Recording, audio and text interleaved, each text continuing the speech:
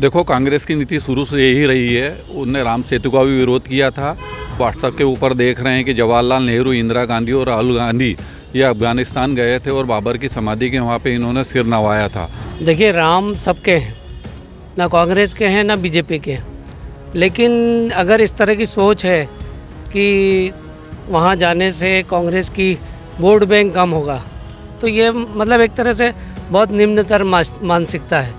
देखिए, कांग्रेस का स्टैंड बिल्कुल मूर्खतापूर्ण है।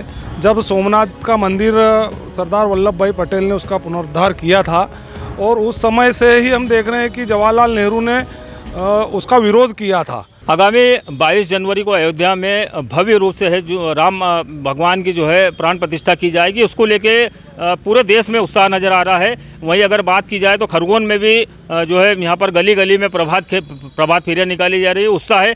लेकिन जो है इसमें कांग्रेस की अगर बात करें तो कांग्रेस के जो है नेता सोनिया गांधी और मल्लिकार्जुन खड़गे जो राष्ट्रीय अध्यक्ष है, उन्होंने अयोध्या जाने से इनकार कर दिया। इसी को लेकर आज जो है हमारे बीच में यहाँ पर खरगोन के प्रबुद्ध नागरिक हैं, हम उन्हीं से पूछेंगे कि कांग्रेस ने जो है अयोध्या जाने से इनकार कर दिया है और जो है इसको लेकर क्या प्रतिक्रिया आप?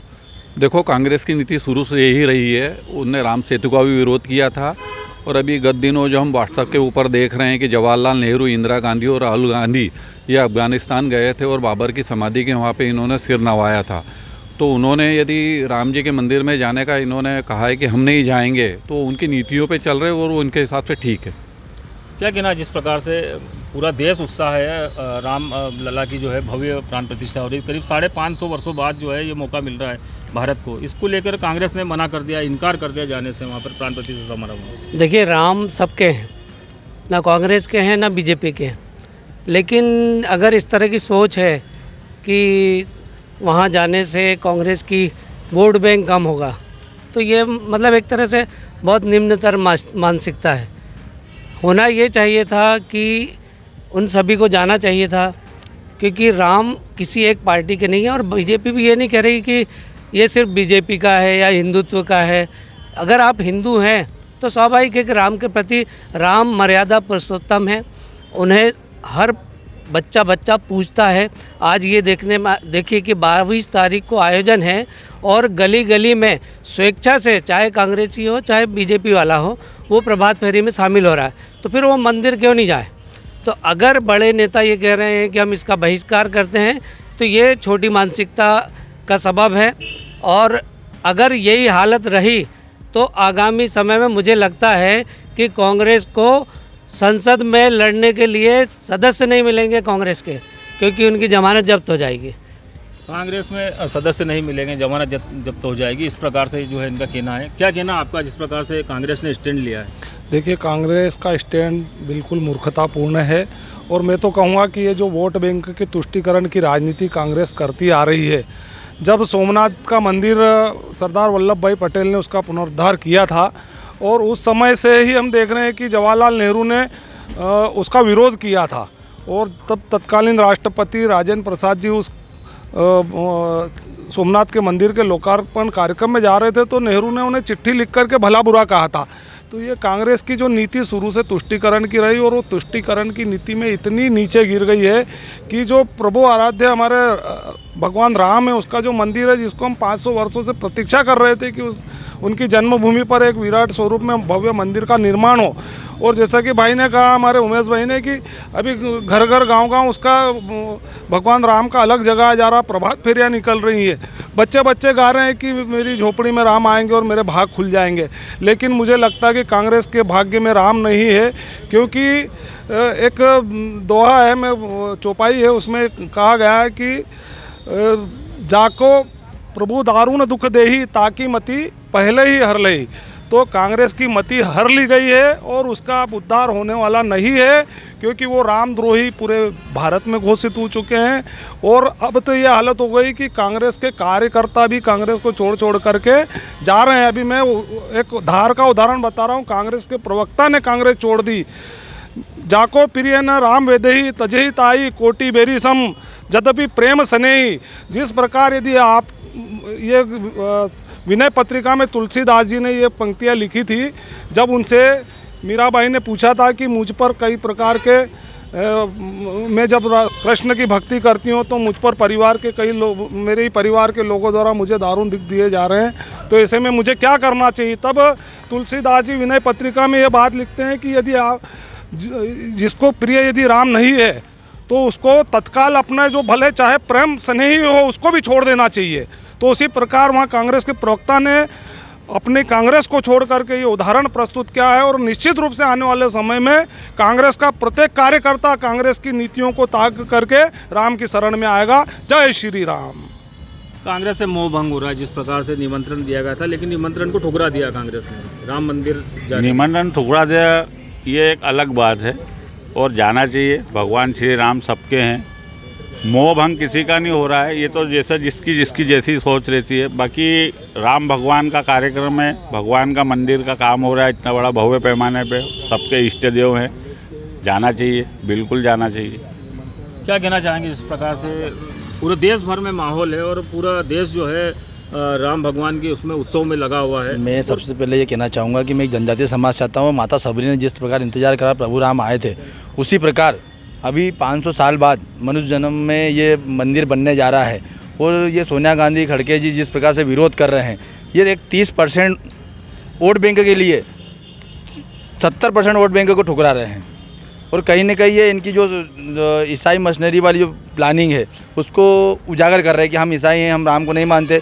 मेरा एक ये उद्देश्य है कि राम सबके हैं, राम सबके दिल में बसते हैं, सब राम कहते हैं।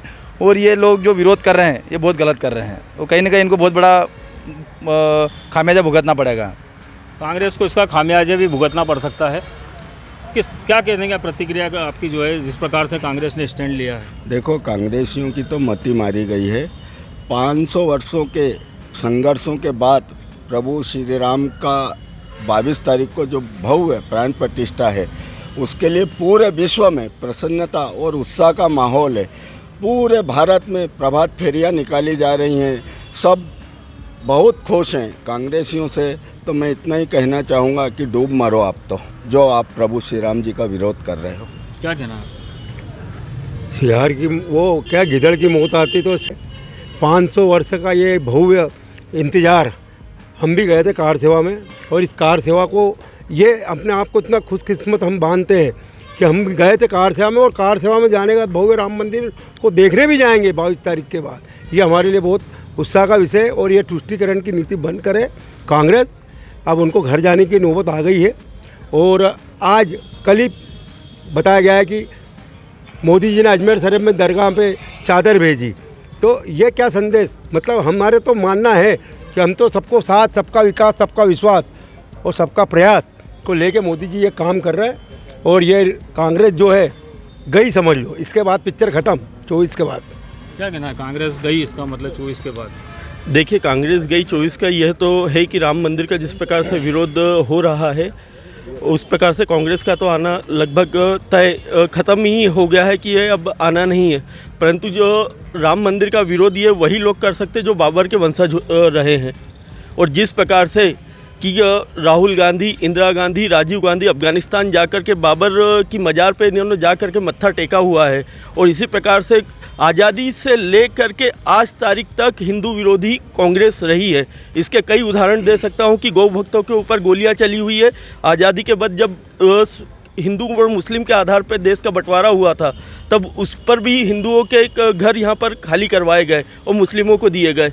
इसी प्रकार से इन्होंने राम को काल्पनिक माना, राम सेतु को काल्पनिक माना, राम जन्मभूमि तक को इन्होंने नहीं बताया। तो ये कहाँ से आज मंदिर में जाएंगे? ये बाबर के वंशज है, वहीं पर जाकर के अपना मत्था टेकेंगे, वहीं चढ़ाएंगे राम मंदिर पर। इनकी मन की मनसा ही नहीं है कि कभी राम मंदिर के दर्शन करने जाएंगे। ये वहीं बाबर के वंशज रह करके वहीं मत्था टेकेंगे। क्या कहना आपका इस प्रकार से? देखिए, भारत आस्था और श्रद्धा का देश है। यहाँ पर लगभग 130 करोड़ जो जनसंख्या है, सभी अपने यहाँ के जो भी भगवान हैं कि जो भी उनको मानते हैं अपने अपने हिसाब से। लेकिन 22 जनवरी को जो राम मंदिर निर्माण हो रहा है, इसमें क्या एक्चुअली राजनीति हो रही है। सब बहुत सारी पार्टियाँ ऐसी है कि जो राम मंदिर का और राम का विरोध नहीं कर रही, वो बीजेपी का खुला खुला विरोध कर रही है। और 22 जनवरी को राम मंदिर का निर्माण होना तो कहीं ना कहीं ये संकेत दे रही है कि भाजपा ने जो हाईजेक कर रखा है, जब राम मंदिर की जो बातें हो रही है, कुल मिला के वही हो रही है, क्योंकि जितनी भी पार्टियां उनमें भी जो राम के भक्त है वो भगवान को भी मानते हैं। से इनकार कर दिया, मुद्दा ये ये कांग्रेस ने, बहुत सारे दलों ने कर रखा है।